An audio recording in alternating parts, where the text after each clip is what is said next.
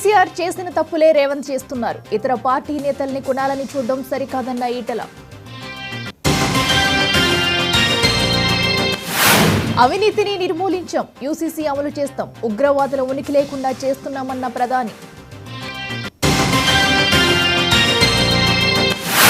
మెదక్లో CM Revanth Reddy rally, నీలం మధుకు మద్దతుగా ప్రచారం.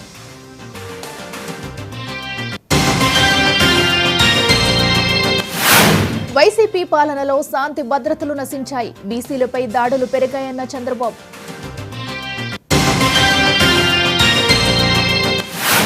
జైల్లో చంద్రబాబును కలిశాక పవన్ ఆస్తులు పెరిగాయి, ఎలక్టోరల్ బాండ్లు బయట పెట్టాలన్న పోతిన మహేష్.